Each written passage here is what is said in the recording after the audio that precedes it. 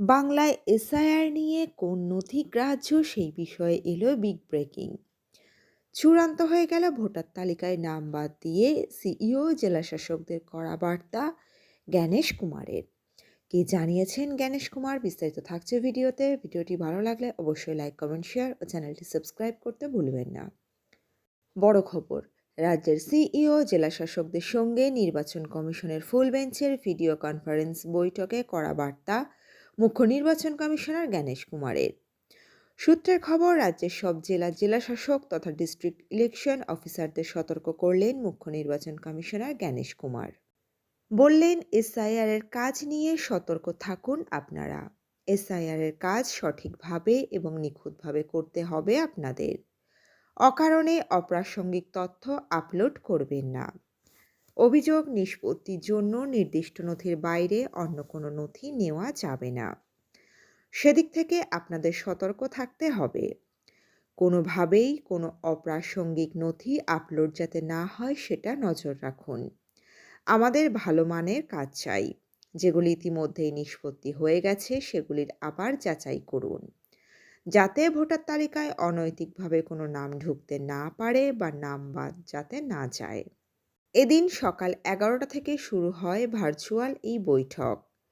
সূত্রের খবর, এই বৈঠকে জেলাশাসকদের সতর্ক করে নির্দেশ দিলেন মুখ্য নির্বাচন কমিশনার জ্ঞানেশ কুমার। তেমনটাই খবর কমিশন সূত্রে। খবর, মুখ্য নির্বাচন কমিশনার বৈঠকে স্পষ্ট করে বলেন, চূড়ান্ত ভোটার তালিকা থেকে যাতে কোনো ভারতীয় নাম না বাদ যায় সেটা নিশ্চিত করতে হবে। কোনো বিদেশিদের নাম যাতে না থাকে ভোটার তালিকায় সেটাও আপনাদের নিশ্চিত করতে হবে। ডকুমেন্টগুলি যেন পর্যাপ্ত স্ক্রুটিনি করা হয় সেটাও নিশ্চিত করতে হবে। এমনকি বলা হয়, আপনারা ভাববেন না যে আপনারা পালিয়ে যেতে পারবেন। আজ না হোক আগামী 2 বছর বাদেও কমিশন পদক্ষেপ করতে পারবে। বিভিন্ন জেলাশাসক তথ্য ডিস্ট্রিক্ট ইলেকশন অফিসারদের সতর্ক করে এমন কড়া ভাষাতেই জাতীয় নির্বাচন কমিশন বার্তা দিল বলে কমিশন সূত্রে খবর। রীতিমতো উদাহরণ তুলে বলা হয়, অনেক জায়গা থেকেই ভুল ডকুমেন্ট আপলোড করা হচ্ছে। ডকুমেন্ট হিসাবে কোথাও আবার সংবাদপত্র আপলোড করে দেওয়া হয়েছে, আবার পাসপোর্ট আপলোড করার কথা বলা হলেও পাসপোর্টের জায়গায় ব্ল্যাঙ্ক পেপার আপলোড করে দেওয়া হচ্ছে। এমনটা যে বরদাস্ত করা হবে না তা স্পষ্ট করে দেয় কমিশনের ফুল বেঞ্চ। প্রসঙ্গত, পশ্চিমবঙ্গের মুখ্য সচিব নন্দিনী চক্রবর্তীকে ডেকে পাঠিয়েছে জাতীয় নির্বাচন কমিশন। রাজ্যে চলছে এসআইআর বা ভোটার তালিকার নিবিড় সংশোধনের কাজ।